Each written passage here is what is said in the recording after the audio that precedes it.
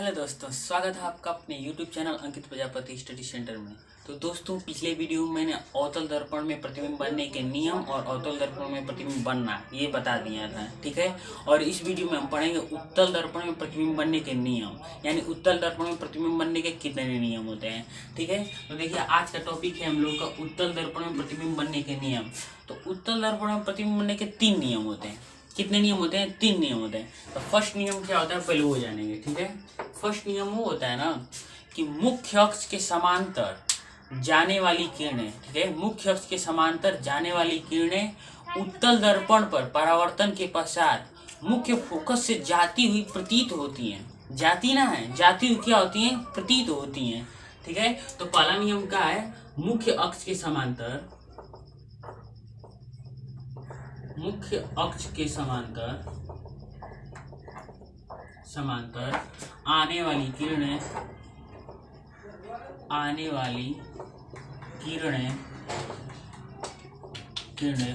दर्पण पर परावर्तन के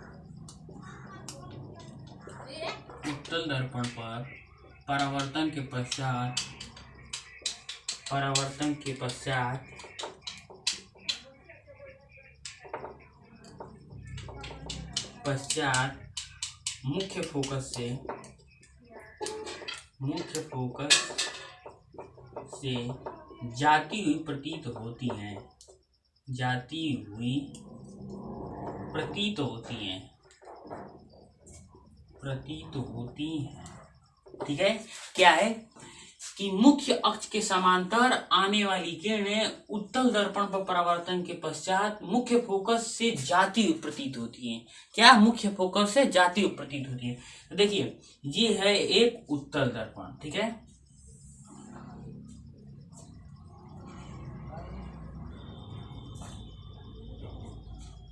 ठीक है, ये हो गया उत्तल दर्पण, ये हो गया इसका मुख्य अक्ष, ठीक है। इसे कहते हैं P यानी पोल ध्रुव। ये होता है इसका मुख्य फोकस, ये होता है सेंटर यानी C, वक्रता केंद्र, ठीक है। तो है कि मुख्य अक्ष के समांतर आने वाली किरणें। तो पहले एक किरण हम मुख्य अक्ष के समांतर लेकर आएंगे। तो देखिए, मुख्य अक्ष ये, इसके समांतर को हम एक किरण लेकर आएंगे, ठीक है। क्या करेंगे? एक किरण लेकर आएंगे। तो मुख्य अक्ष के समांतर हम एक किरण लाएंगे, लाते लाते लाते वो क्या होगा? दर्पण पर टकराएगा। तो जब किरण दर्पण पर टकराएगी तो क्या होगा?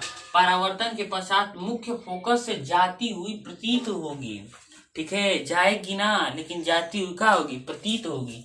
तो देखिए, मुख्य फोकस ये है, तो इससे कैसे जाएगा? इससे ऐसे जाएगा। देखो, जाती हुई प्रतीत होगी, पहले इसे ले जाएंगे ना। देखो, गई, प्रतीत होगी का मतलब कि इस तरह दिखेगा कि बस फोकस से जाती हुई प्रतीत हो रही है, यानी हमें दिख रही है लेकिन जा नहीं रही है, लेकिन हमें आभास होगा कि फोकस से जाती हुई प्रतीत होगी, ठीक है। तो गई इस तरह, चली गई इस तरह। यानी पहला नियम फिर से सुन लीजिए कि पहला नियम यह है कि मुख्य अक्ष के समांतर आने वाली किरणें उत्तल दर्पण पर परावर्तन के पश्चात मुख्य फोकस से जाती हुई प्रतीत होती हैं। समझ में आया पहला नियम? अब आते हैं कि दूसरा नियम क्या है, ठीक है।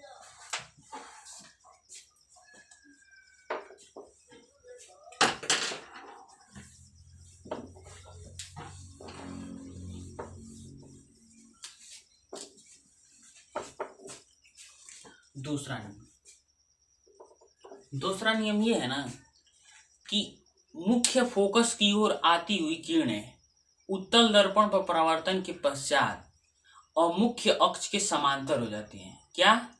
कि मुख्य फोकस की ओर आती हुई किरणें उत्तल दर्पण पर परावर्तन के पश्चात मुख्य अक्ष से क्या हो जाती हैं? समांतर हो जाती हैं।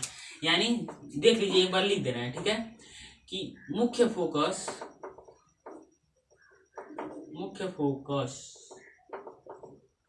की ओर आने वाली किरणें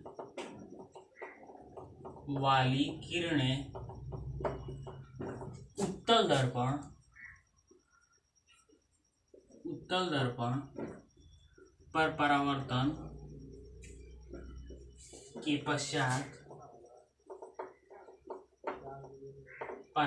के पश्चात मुख्य अक्ष मुख्य अक्ष के समांतर हो जाती है, समांतर हो जाती हैं।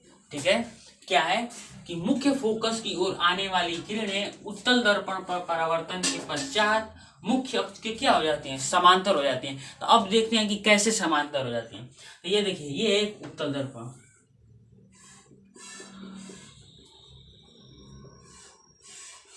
ठीक है, ये है इसका मुख्य अक्ष, ये है P, ये है F और यहाँ है C, यानी वक्रता केंद्र।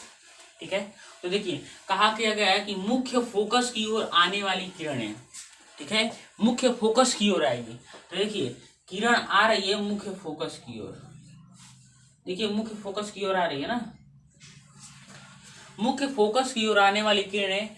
अब यहाँ है उत्तल दर्पण, तो उत्तल दर्पण पर जब परावर्तन होगा ना, तो क्या होगा कि मुख्य अक्ष के समांतर हो जाएगा।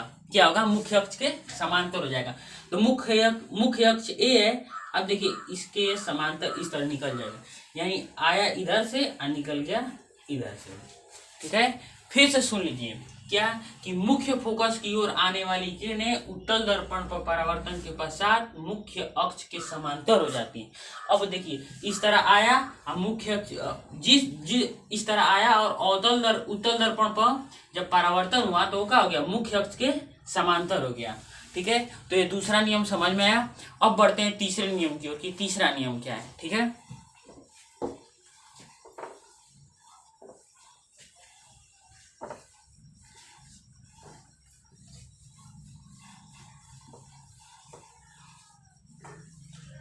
तीसरा नियम ये है ना कि वक्रता केंद्र की ओर आती हुई किरणें, ठीक है, वक्रता केंद्र की ओर आती हुई किरणें उत्तल दर्पण पर परावर्तन के पश्चात उसी मार्ग पर वापस चली जाती हैं। क्या, वक्रता केंद्र की ओर आने वाली किरणें उत्तल दर्पण पर परावर्तन के पश्चात उसी मार्ग पर वापस लौट जाती हैं। ठीक है, तीसरा नंबर है कि वक्रता केंद्र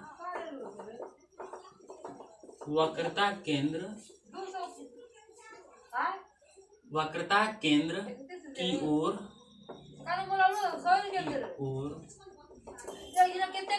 आने वाली किरणें वक्रता केंद्र की ओर आने वाली किरणें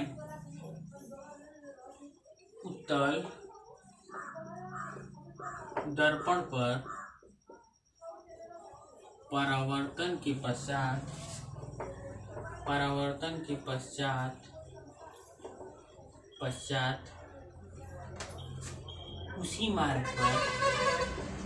पर परावर्तन के पश्चात उसी मार्ग पर वापस लौट जाती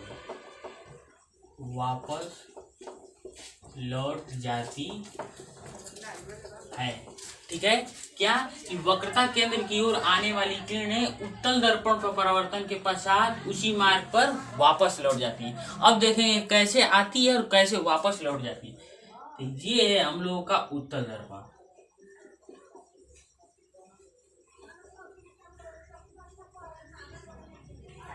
ठीक है, ये है इसका मुख्य अक्ष, ये है P, ये है F और ये है C। ठीक है, तो देखिए क्या कहा गया है ये कि वक्रता केंद्र की ओर आने वाली किरण, यानी अब जो किरण आएगी ना वो किधर आएगी, वक्रता केंद्र की ओर आएगी। तो ये देखिए किरण आ रही है वक्रता केंद्र की ओर। ठीक है, वक्रता केंद्र की ओर आने वाली किरणें उत्तल दर्पण और परावर्तन के पश्चात, यानी ये है उत्तल दर्पण यहाँ आया, यहाँ से जब टकराएगा ना तब इसका परावर्तन होगा। तब परावर्तन के पश्चात कहाँ जाएगा, उसी मार्ग पर वापस लौट जाएगा। कहाँ जाएगा, उसी मार्ग पर सीधे चला जाएगा। देखिए आया था तो इस तरह ना, आ जाएगा भी किस तरह, उसी मार्ग पर, यानी उहे रास्ता पर निकल जाएगा। समझ में आया क्या कि वक्रता केंद्र की ओर आने वाली किरणें उत्तल दर्पण पर परावर्तन के पश्चात उसी मार्ग पर वापस लौट जाती है। ठीक है, तीसरा नियम समझ में आया। अब बढ़ते हैं, ये तो नियम हम लोगों को पता चल गया। अब देखते हैं ना कि उत्तल दर्पण में प्रतिबिंब बनता कैसे है, यानी वस्तु कहीं रखी रहेगी तो प्रतिबिंब कैसा बनेगा, कहाँ बनेगा। ठीक है,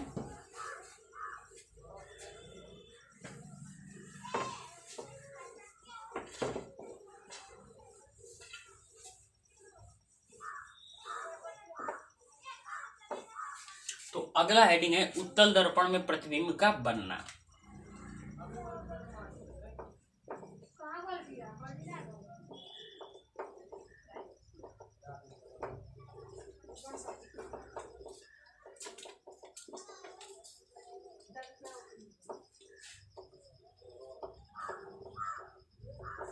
ठीक है, उत्तल दर्पण में प्रतिबिंब का बनना, यानी उत्तल दर्पण में ना प्रतिबिंब कैसा बनता है, कहाँ बनता है।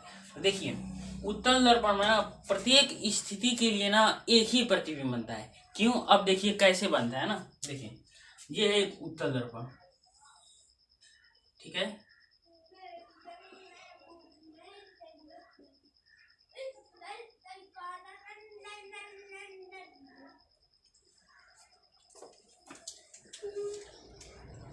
ये है इसका मुख्य अक्ष, मुख्य अक्ष ये है P, ये है F और ये है C। ठीक है, क्या है, P है, F है और C है। तो अब देखिए अब क्या करेंगे ना कि हम वस्तु हमेशा बाईं ओर रखते हैं। ठीक है, कहीं भी अगर वस्तु रखेंगे तो वो किधर रखेंगे, बाईं ओर रखेंगे। अब देखिए मान लीजिए वस्तु हम कहीं रख दें, बाईं ओर हम वस्तु कहीं रख देते, देखिए वस्तु इधर रख दिए। अब क्या करेंगे ना कि हम एक किरण मुख्य अक्ष के समांतर ले जाएंगे। क्या करेंगे, एक किरण को मुख्य अक्ष के समांतर ले जाएंगे। तो देखिए मुख्य अक्ष ये, अब इसके समांतर लेके जाएंगे। तो अभी हमने नियम बताया कि मुख्य अक्ष के समांतर आने वाली किरणें, मुख्य अक्ष के समांतर जब आती है तो उत्तल दर्पण पर परावर्तन के पश्चात क्या हो जाती है, फोकस से जाती हुई प्रतीत होती है। क्या होती है, फोकस से जाती हुई प्रतीत होती है। तो जाएगी तो इस तरह, लेकिन फोकस पर जाती हुई प्रतीत होगी। ठीक है, ठीक है ना, फोकस पर जाती हुई प्रतीत होती है। अब देखिए अब क्या करेंगे ना कि अब एक किरण ले जाएंगे हम लोग वक्रता केंद्र पर। कहाँ ले जाएंगे, वक्रता केंद्र पर। ठीक है, तो देखिए जब कोई किरण वक्रता केंद्र से होकर जाती है, कहाँ से, वक्रता केंद्र पर, तो उत्तल दर्पण परावर्तन के पश्चात ना उसी मार्ग पर वापस लौट जाती है। क्या होता है, उसी मार्ग पर वापस लौट जाती है। अब देखिए एक किरण लेके जाएंगे हम सीधे वक्रता केंद्र पर, इसको और सीधा कर लेते हैं। ठीक है, देखिए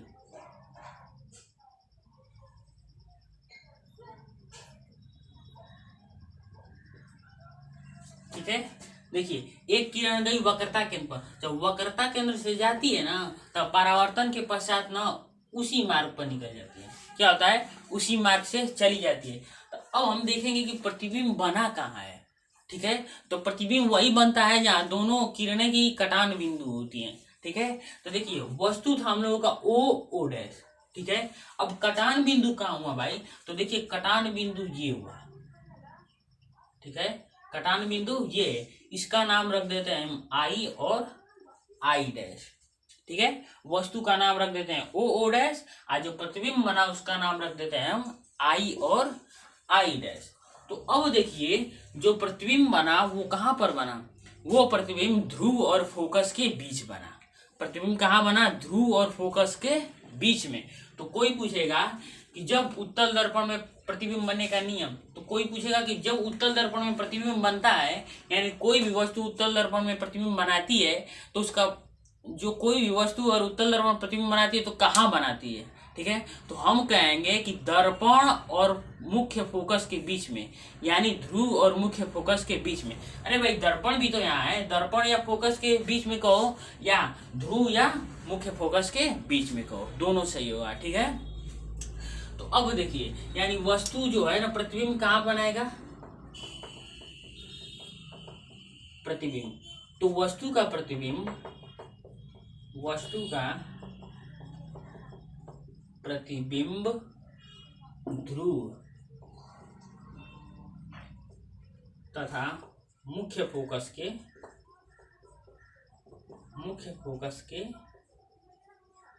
मध्य में बनाएगा।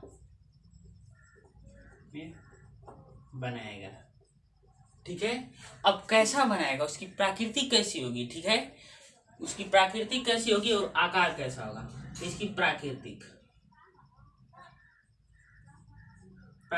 और आकार। ठीक है। यानी प्राकृतिक कैसा होगा, आकार कैसा होगा, ठीक है। जो बनाएगा ना, क्या बनाएगा, आभासी बनाएगा। क्या बनाएगा, आभासी। आभासी मतलब सिर्फ उसको हम फोटो में देख सकते हैं, ठीक है, उसको पर्दे पर नहीं देख सकते। यानी क्या बनाएगा, आभासी बनाएगा, ठीक है। क्या बनाएगा, आभासी बनाएगा और सीधा बनाएगा। यानी जो प्रतिबिंब बनाएगा ना, वो पहला तो आभासी बनाएगा, दूसरा नाम है कि सीधा बनाएगा। देखिए वस्तु को इधर हम लोगों ने इस तरह रखा था सीधा। देखिए मान लीजिए कि ये वस्तु है, ठीक है, वस्तु को हमने सीधा इस तरह रखा। आज जो प्रतिबिंब बना ना, देखिए प्रतिबिंब भी सीधा बना ऐसे, ठीक है, प्रतिबिंब भी ऐसे बना, वस्तु भी हम लोग ऐसे ही रखे थे।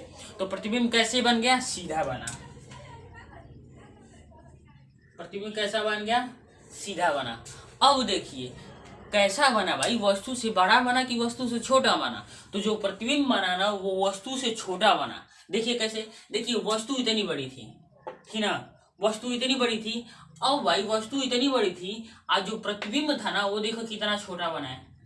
तो देख लीजिए कि वस्तु इतनी बड़ी थी, अब प्रतिबिंब इतना छोटा बना है। तो यानी जो वस्तु है, वस्तु से छोटा प्रतिबिंब बन रहा है कि ना, बन रहा है। यानी जो प्रतिबिंब बनेगा वो वस्तु से क्या बनेगा, छोटा बनेगा। क्या बनेगा, प्रतिबिंब वस्तु से छोटा, ठीक है, वस्तु से छोटा बनाएगा, ठीक है। अगर मान लीजिए कि हम वस्तु को यहाँ पर भी रखे ना, तब भी प्रतिबिंब कहाँ बनाएगा, ध्रुव और मुख्य फोकस के बीच में। यानी इधर कहीं भी आप वस्तु रख लीजिए, ठीक है, इधर अगर आप कहीं भी वस्तु रखेंगे तो उसका प्रतिबिंब ध्रुव और मुख्य फोकस के मध्य ही बनाएगा। समझ में आया। तो आज का वीडियो आपको समझ में आया। अगर आपको ये वीडियो अच्छा लगा हो तो प्लीज इसे लाइक और प्लीज चैनल को सब्सक्राइब।